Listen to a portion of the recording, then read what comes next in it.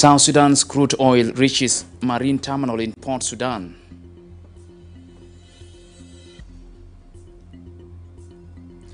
Government reassures peace monitoring bodies of its dedication to implementing security protocols.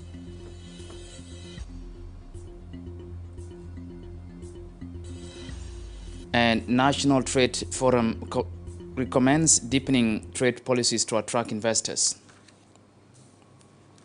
Hello and welcome to Ssbc 1 p.m. News, coming to live in the national capital, Juba, with me, Abraham Aken. We thank you all for joining us. Now, government continues to reassure the peace monitoring bodies of its dedication to addressing the outstanding issues in the peace process for the national stability. This follows a meeting between the Vice President for Economic Cluster, Dr. Benjamin Bolmel, and Chairperson for Ceasefire Transitional Security Arrangement Monitoring and Verification Mechanism, Major General Yatel Getle Biteo, which focused on fostering collaboration aimed at harmonizing security protocols. Dr. Benjamin Bolmel reaffirms government's commitment to economic transformation as well as means of alleviating the suffering of the people of South Sudan.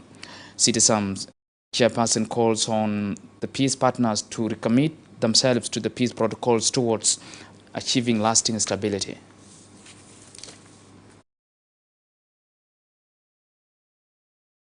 What we achieved as a citizen VM, the challenges what we are facing, as well as the way forward and what's expected from the government of South Sudan to bring sustainable peace in South Sudan by escalating the current clashes in Nasir. So I appreciate Vice President for giving us a detailed information and to continue with their support for citizen VM to bring sustainable peace in South Sudan, to work in a collaborative manner. And I really appreciate again for his candid and timely briefing for us and the promise to work together. The Vice President for Service Cluster, Joseph Lagu, and Turkish Ambassador to South Sudan, Metin Ergin, have reaffirmed strong bilateral relations between South Sudan and Turkey, focusing on boosting cooperation in trade, education, and health sectors. You will ring our reports. Today, word to those on about our bilateral relations. And we were in agreement that despite the strong foundations of our two countries, our current relations could do much better, and we will do our best to realize its full potential. The two officials discussed strengthening and deepening the bilateral ties between Juba and Ankara in different areas. During the meeting, the Turkish ambassador pledged his country's support to the government of South Sudan. From her side, Vice President Joseph Lagu assured the Turkish ambassador that the government of South Sudan is working to develop and improve the business environment in the country so that the private sectors or the Turkish private sectors can come and operate smoothly. I'm extremely happy to come and meet her, to congratulate her for her appointment, and also to say thank you, a word of appreciation to His Excellency President Salva Kiir for this historic appointment. Because one, we have always heard about women representation being 35%, but with this appointment now, we believe women representation in the presidency is 40%. So this is historic. It shows that our leader, His Excellency President Salva Kiir, is concerned about empowering and promoting women of South Sudan. So we congratulate him for that. Today, Her Excellency Vice President and Chairperson of Service Cluster, Her Excellency Josephine Lagu, met with the Chairperson of Petroleum and National Oil and Gas Commission Chairperson, Honorable Butrus Magaya. Honorable Butrus Magaya came to congratulate Her Excellency for winning the trust of the President by appointing her as Vice President and Chairperson of Service Delivery Cluster in the revitalized Government of National Unity. They also discussed women and youth empowerment, where the Vice President assured her cluster full support to the development of educational sector and also the opening of more vocational training centers in order to improve the skills of youth and women so that Vice President Josephine Joseph Lagu and the Undersecretary in the Ministry of Health, Dr. Nin, have been updated on cholera outbreak with more than 53,000 accumulated cases and 1,037 deaths across the country. The Vice President urges public to adhere to precautionary measures to prevent the spread of cholera, which she described as deadly. The outbreak that started in Rank has now spread to over 40 counties across 9 states and 2 administrative areas in South Sudan. As of 29th of April 2025, a cumulative total of 53,788 cases and 1,037 deaths, that is roughly 1.9%, including 919 deaths in health facilities, which is roughly 1%. Cases have been reported in 46 counties across 9 states and 2 administrative areas of Ruweng and Greater Pibor. Most of these cases came from Gogrial East, Juba, Tonj North, and Nirol.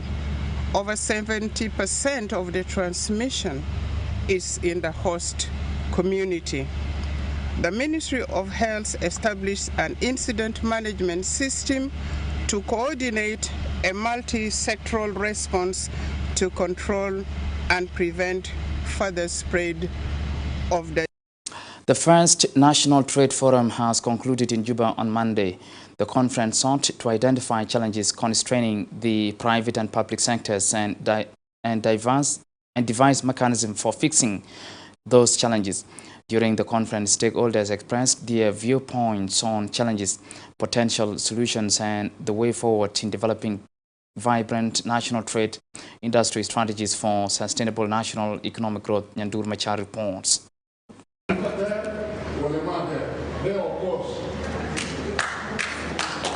اختتم المنبر التجاري القومي الأول بفتح الأبواب أمام جهات الاختصاص القومية والإقليمية لمناقشة to encourage private sector, because the traffic of that road is very huge. Traffic is very big. I think the time has come so that we work. And for us to work, we must tell ourselves the truth.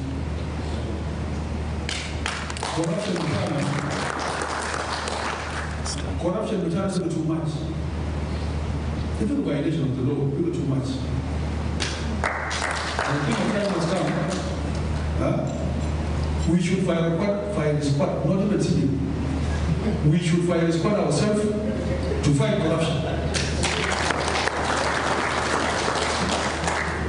Otherwise, that's not actually good. A race of the field, we go get that with a government, with a SPN, fire a squad. By the way, corruption is even worse than the raping. Atonkwa Manyang, Minister of Trade and Industry, acknowledge all the participants for their valuable contribution. I want to say that this forum has come at the right time. It has come at the time when our economy is struggling. Where if you market. The majority of the citizens cannot afford even to put food on their tables. They cannot even pay for school fees of their children. It is a time where our local currency is losing value every time.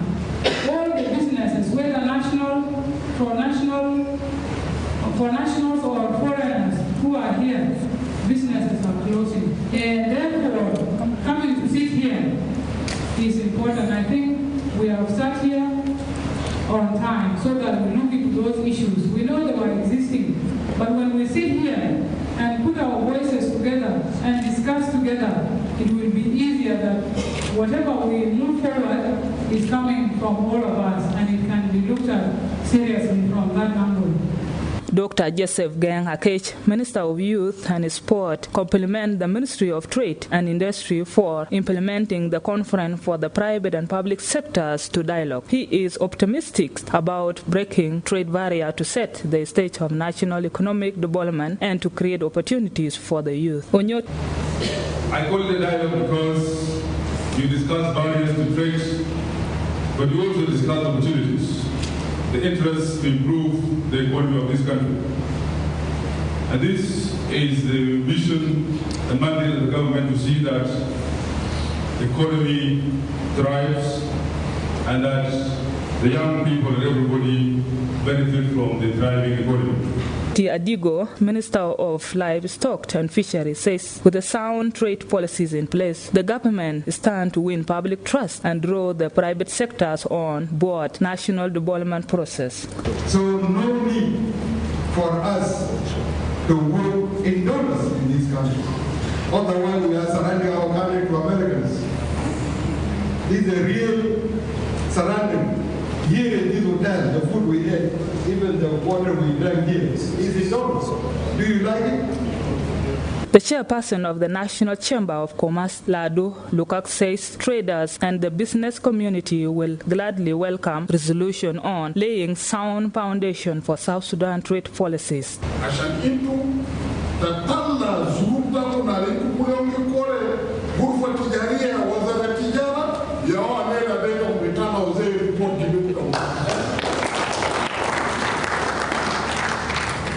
مبروك يا سيد الوزير انا عملت عليك وعملت لكن انا بعرف في الدكارات تحت كلام ده ما هيقول.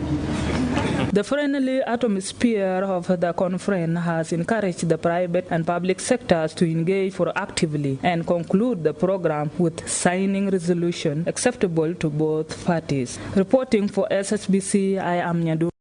Now to Port Sudan, where a government delegation led by Petroleum Advisor Mohamed Lino has held a meeting with Sudanese petroleum authorities regarding the transportation of South Sudan's crude oil, which has now reached marine terminal in preparation for exports to the international market. Kujmake reports from Port Sudan. The wait is finally over.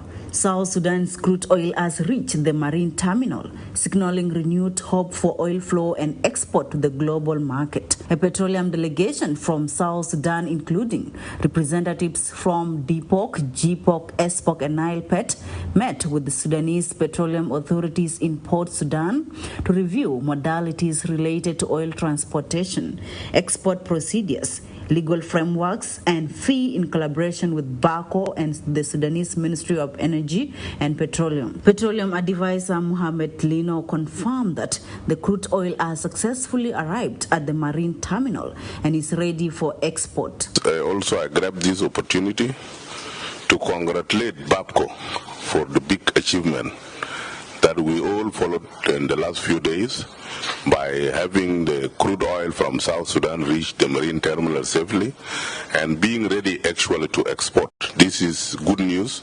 because we in South Sudan have been since last year staying in difficulties because of the loss of crude from Dar. As all of you know, this is the major share of the crude oil production in South Sudan, which got halted for a whole 1 year. But thank God with your efforts and your dedication, we are able to bring this back now. So thank you so much. And we hope that all our discussion today will all input into the better and improvement of the industry and also our performance. The chairperson of the Sudanese Ministry of Energy and Petroleum also addressed the gathering, assuring the public that preparations are underway for the first crude oil export shipment from the marine terminal to the international market. One contractors to recover this crude, they started already. We have a contract now with some contractor he start already recover this crude from the beach by trucks and offload it here in the tank, in the marine tank.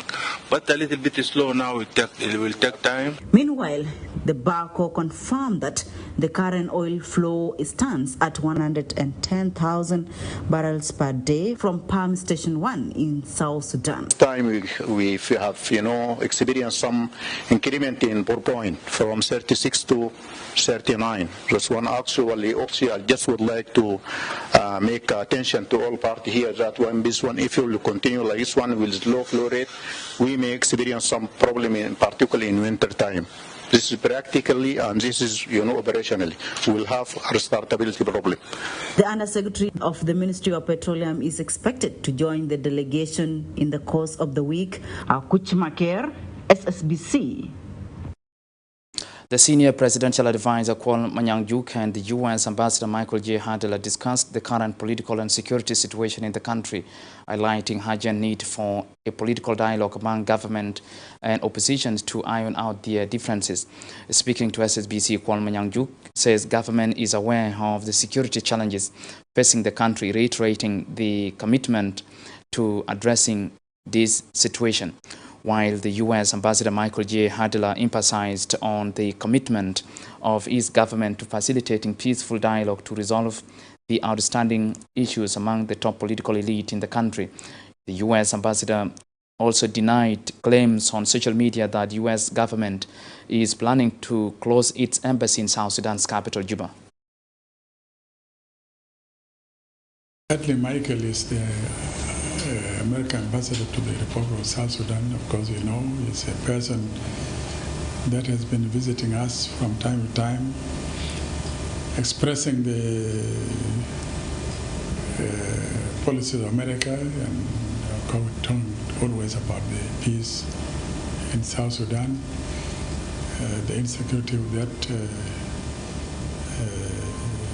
is happening here and there. And it is a duty to see what is happening and report it back to his country, and to find out from us what the situation is. And so I've been improving, telling him that yes, there is situation is not normal, cannot deny it and cannot be condemned. But we benefit from that. To know to be concerned about the concern of other people also. We strongly support those who stand for peace. We strongly support those who would work to implement peace commitments. We call for a resumption of dialogue among recognized leaders of all parties in the transitional government to advance peace. I am aware of press reports. I have no basis to comment on the press reports other than to say there has been no decision to close any U.S. embassy or consulate anywhere, that the U.S. embassy in South Sudan remains operational, although we have severely reduced our American.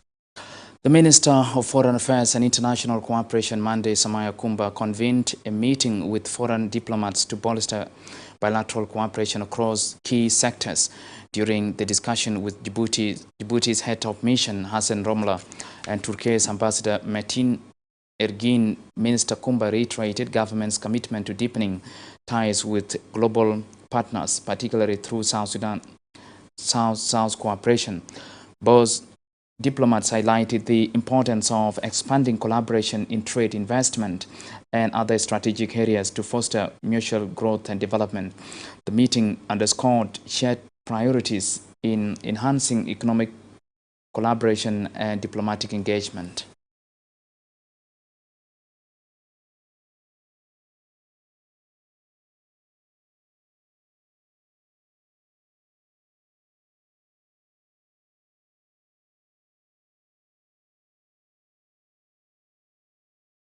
The Minister of Information, Communication Technology and Postal Services, Michael Makwelwet, has unveiled plans to extend another fiber optics cable from Ethiopia to help boost internet accessibility in South Sudan.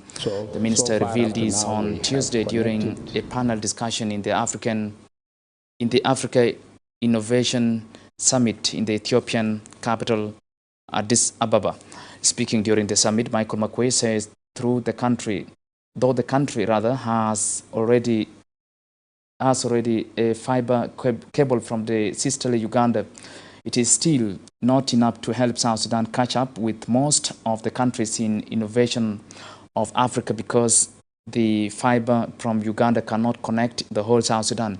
The minister says out of 10 states and 3 administrative areas of South Sudan, only the national capital is enjoying internet services relatively on consumer basis. Makwelwet further told the summit of the difficulties the government of South Sudan is grappling with to power the country, saying energy is still standing in front of the government as a challenge hindering development, especially on telecommunication sector.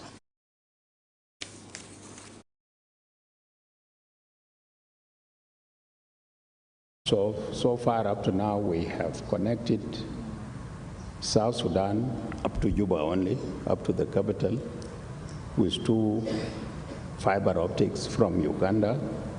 And we are at present in the process of implementing another project through Kenya, so that we can, it is in our plans that we turn South Sudan into a hub, because being a landlocked country, then you must have so many routes so that you avoid any collapse of a system at any time. We are also planning to connect through Ethiopia here and trying to connect through Sudan, so that we can create a hub for South Sudan. We now go for a short break, and when we come back, we shall look at a meeting between the SPLM First Deputy Chairperson and Secretary General Dr. James Waniga and Ruweng Chief Administrator. Please stay with us.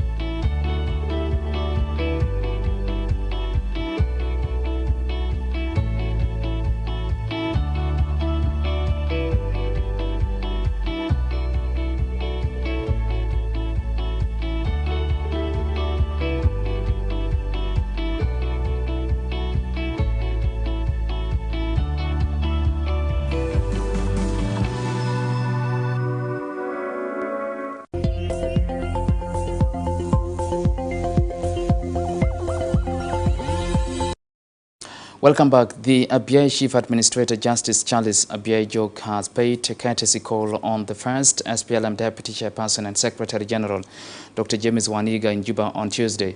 During the meeting, Charles shared with the SPLM leadership issues related to the party's activities in Abia administrative area. Speaking to the media after the meeting, Charles affirmed his commitment to implementing SPLM vision and mission in the area.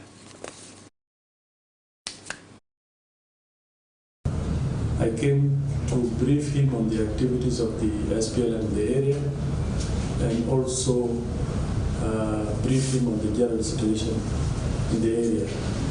There are activities that are ongoing in the area that are connected with the activities of the party, and also issues to do with peace, issues to do with agriculture. I gave him the general situation the visit was very fruitful.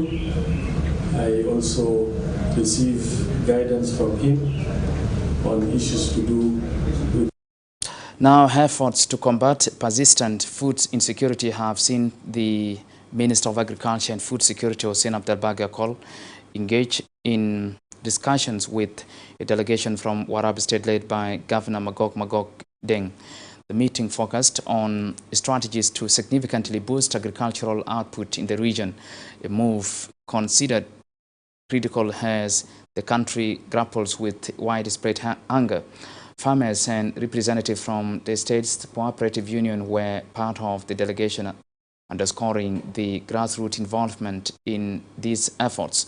Following these discussions, the Undersecretary of Food Security, John Kanisio, informed the media that Minister Cole had requested a substantial allocation of 250,000 fedans of land across Warab State's counties.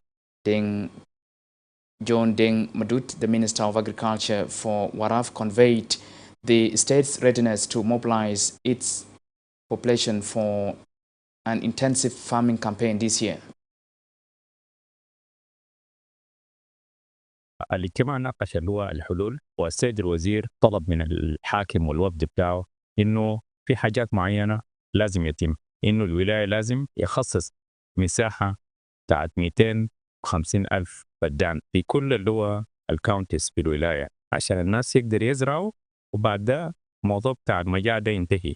وزاره الزراعه الاتحاديه هيشتغل عشان يوفر جاز، يوفر بذور، يوفر حتى الماشينات عشان اللي هو العمليه الزراعيه يتم. حتى بالنسبه للناس اللي قاعدين يزرعوا بالتيران هيكون اللي هو في التولز هو الادوات المطلوبه. اذا احنا ما قمنا كلنا عشان نعلن السنه ده اللي هو واللي قدام ده سنه زراعه، احنا ما حنقدر نطرد المجاعه الموجود في بلدنا. Of course, Warab State is prepared to engage citizens to embark on farming this year as a response to the presidential directive given by His Excellency General Salva Kiir Mayardit that 2025 must be a year of agriculture. Warab State has immensely suffered from hunger gap for the last 4 years as a result of persistent flood, and then 96 SPLA higher officers and 274 non-commissioned officers have declared their loyalty to SSPDF. Speaking during a news conference in Juba, Major General Port William Ngor says they have fully declared their loyalty to the government and SSPDF for implementation of the revitalized peace agreement. Lieutenant Colonel Gervas Mabur Majok explains their position paper reaffirming their commitment to peace. The spokesperson of the National Security Services, David John Kumuri, assures the defectors of their safety and integration into the National Army. Today is 29 April 2025. The National Security Service Internal Security Bureau updates the public on declaration and defection of additional SPLIO forces to the South Sudan People Defense Forces and other regular forces of South Sudan. The forces are 96 in number under the command of Major General Quat William Ngor Akech. According to the group senior commander's position paper, several dissatisfactory agendas play pivotal role on their disengagement with the SPLIO umbrella. And these include notably political discrepancy to implement the 2018 RRCs in letter and spirit. We are coming to all organized forces with our dividend of 17% of RRCs, so that we can serve our country as we are back to duty. We want to serve our country and defend it from internal and external enemies. So we are here for peace, and we want to move on with our axis, and we want to serve our country as the forces of this country, we want to move on and do what is right and just. We 94 officers of the SPLA-IO National Security, with immediate effects from the SPLA-IO, this action is protest of systematic corruption, tribalism, and the division of the R-axis principle, with which aligns to SPLM-IG under His Excellency General Salva Kiir Mayardit, and commits to advancing peace, unity, and national development with SSPDF. All patriots are urged to prioritize to Western Barakazal State now, where Health Minister Dr. Francis Michael Hassan launches measles vaccination campaign in the capital, Wau. Addressing the ceremony, Dr. Francis Michael calls on parents and guardians to vaccinate their children to protect them from measles. Meanwhile, the state's director for expanded health program, Philip Lwal, highlighted the importance of the campaign in educating communities on the importance of vaccinating children, adding that the campaign will continue for a week in various health centers across the state. For his part, the representative of the World Health Organization, WHO, Philip Joseph, says the vaccination campaign targets all children in the state. في تقديم الخدمات الصحية للمواطنين بتاع ولاية غرب بحر الغزال. أنا عايز أناشد المواطنين وبالأخص الأمهات على أساس إنه العملات الزايدة نحن نحاول نستفيد منه استفادة قصوى، لأنه الفاكسين ده يمكن على بال ما يوصل الولاية يمكن بتكلفة عالية جدا، لكن يمكن إننا شاكرين من خلال الشراكة بتاعتنا مع الشركاء المنظمات العاملة، يمكن الأدوية واللقاحات دي قد تجينا مجان للمواطنين وبالأخص الأطفال. الليلة يوم الليلة ده يوم مهم بالنسبة لنا. الليلة ده زمن بتاع لونشينج بتاع فاكسينز بتاع الإسبا. الإسبا ده مرض قابل في يالنا قابل في ناس. الإسبا ده ما بقى مشكلة كبير لأنه فاكسين بقى فيه. فعنينا أنا ده نقول الMPI وزارة الصحة في ناشونال وفي ستيت ومن الليلة جاء عشان نعمل لونشينج عشان الفاكسينيشن يبدأ. أمهات الجا هنا ما يعلم وباقي الناس الجا أننا كلنا بنمشي برا بنكلم ناس إنه الليلة يوم مهم ده يوم أننا بدأنا تطعيم بتاع الإسبا. التطعيم البدأ الليلة ده ما هو أول تطعيم لأنه بقى في اوت بريكس. التطعيم بدأ في 2023 العمل عملوه عشان كان في اوت بريك في حالات بتاعت إسبا. في العمل بتاعت البدأ الليلة ده بيشيل 7 يوم. ما بكون في مراكز براو ياو تطعيم بعمل نفسه فوقه، لكن في مراكز كويس في مالات بعملوا فيه تطعيم. فأنتوا دارين تودي يالكم عشان يتعمم. أنا دار نقول إنه عندنا في ده مرض بيصيب الأطفال وبيصيب الناس الكبار، لكن أنا هنا في الحملات دائما قاعدين نستهدف الأطفال لأنه ده الناس ده الشريحة الضعيفة، ده الجزء الضعيف عندنا في المجتمع، لكن الزول الكبير ده. Crossing to Nasir County in Upper Nile State, where the SSPDF has begun rehabilitating the flood-devastated Nasir airstrip. The move aims to facilitate the delivery of food aid and support the movement of people returning home as the security situation continues to stabilize across the area. Major General Tho Kong, the commander of the Armored and Anti-Tank Division currently leading operations in Nasir, confirmed that the airstrip restoration is part of the Army's mandate to foster development. Mathiang Joseph reports.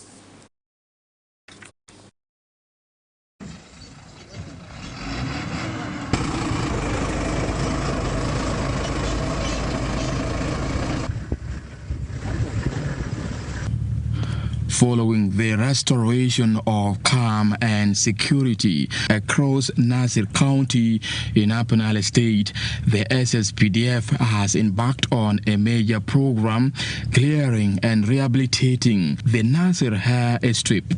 This comes in the wake of instability caused by unconstitutional activities from the SPLMA in opposition IO-backed White Army militia, which had been masquerading as a local defense force attacking the SSPDF base in Nasir and killed Commander Major Dak in March, prompting the army to increase its presence to safeguard civilians and property.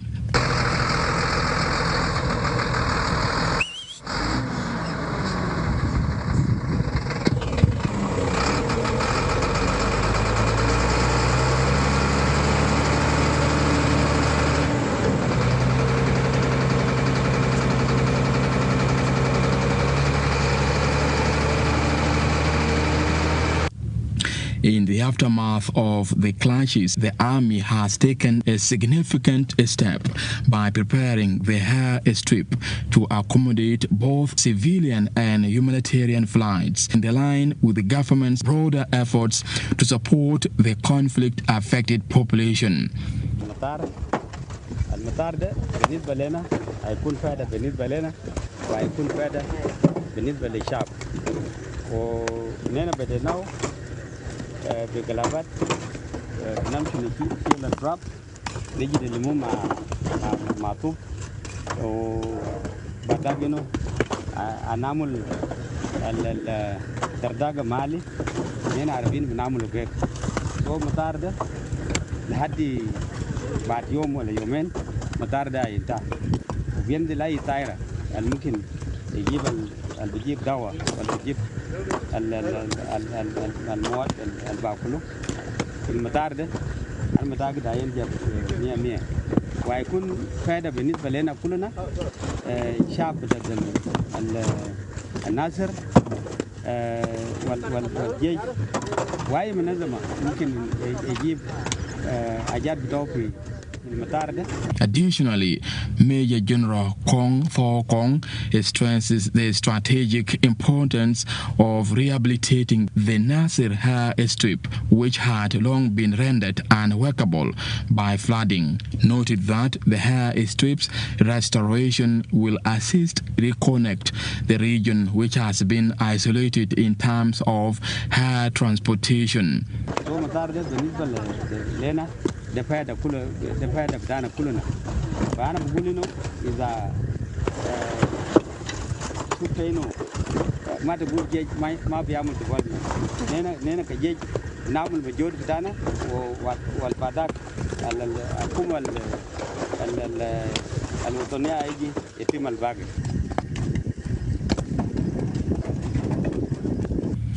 The rehabilitation of the Nasir Hair Strip sets in a new tone of hope for improved security and more effective service delivery and facilitation of a safe return of residents to cultivate their lands as the rainy season begins. Reporting for Ssbc News, Mathiang Joseph, Juba. And with that, we have come to the end of our news. From me, Abraham McKenna, and the whole team here, we thank you all for watching. Bye-bye.